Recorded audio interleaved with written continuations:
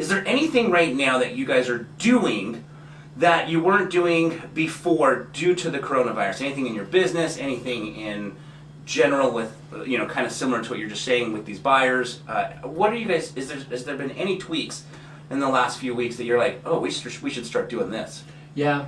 Other than how we're vetting how buyers come across on our properties, the other thing that we're doing is we're trying to practice social distancing ourselves and make sure that we aren't putting ourselves in 10 people's homes each day.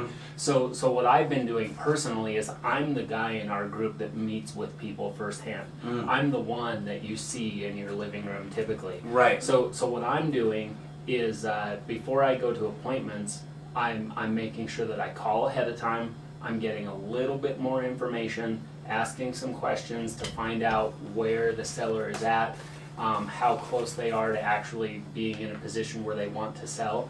We do a lot of advertising, so I would say probably 3/4 of the appointments I go on anyway, I end up giving advice to people. I end up helping them understand their own situation and saying, hey, you're actually looking at selling your home 6 months from now. Here's what you can do to prepare, or these are little items that you can fix and get full value out of your house. Right. So I like to be honest with people and let them know that as an investor, I am not your only option. Right. Last year we bought almost 40 properties that, as you mentioned, we buy and flip a lot.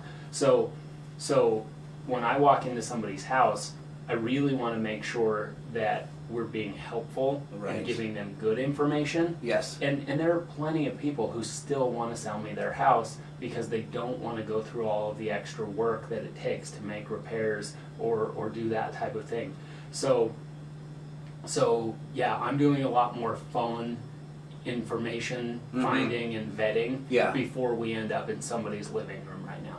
Got it. I'd have to imagine even in some cases, those buyers that you're talking about that still want to sell to you, even though you've given them all this great advice how to make more money, just with the coronavirus hassle of open houses, showing, sanitizing your hands, making sure strangers aren't touching your stuff while you're not home with their dirty hands. I mean, it's got to be the easier way to just sell it to you. Well, and it depends. I mean, I think everybody is looking at this coronavirus as a temporary thing. We're still in March and April, where as the weather warms up, I think it will naturally die down with cold and flu season. That's my personal opinion. Yeah.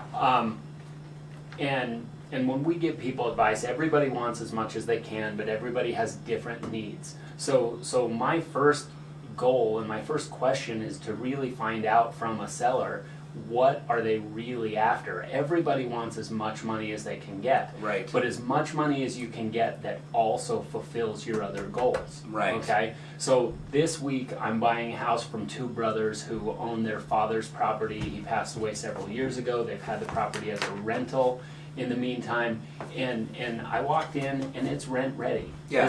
This is a house that we could take some pictures. It's not a brand new flip, but we could take some pictures and we could put the house on the market and it would sell in 45 to 60 days. Got it. And as I'm standing in the driveway talking with them about their situation, I told them, you can make anywhere from $15,000 to $20,000 more. Yeah.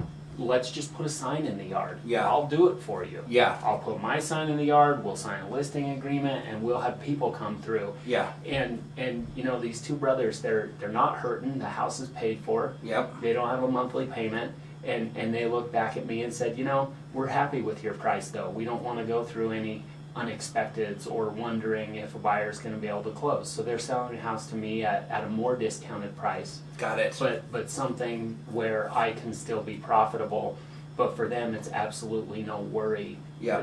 I mean, it's a done deal. We did a couple of inspection tests. Yep. And we're going to be closing on, I think it's April 3rd is our settlement deadline. Okay. Which is, what is that, Friday next week?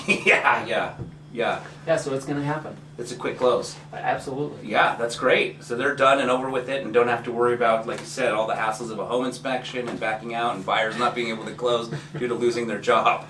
Well, I'm starting to understand why they're nervous because we've been in this process for about 10 days and he calls me about every third day he'll either call or send me a text and just check to make sure everything's okay. Yeah. So he's a little bit nervous about the market anyway. Yeah. And I'm understanding better why he feels comfortable taking the quick route. Yes. Because he would be a very nervous seller, which in my opinion is not a very good position to be in as a seller. Yeah. You want to be sure, you want to be confident, and you know, you want to trust the market. But this is definitely a good road for these two brothers. Awesome. Excellent. Okay. Thank you for sharing that. The next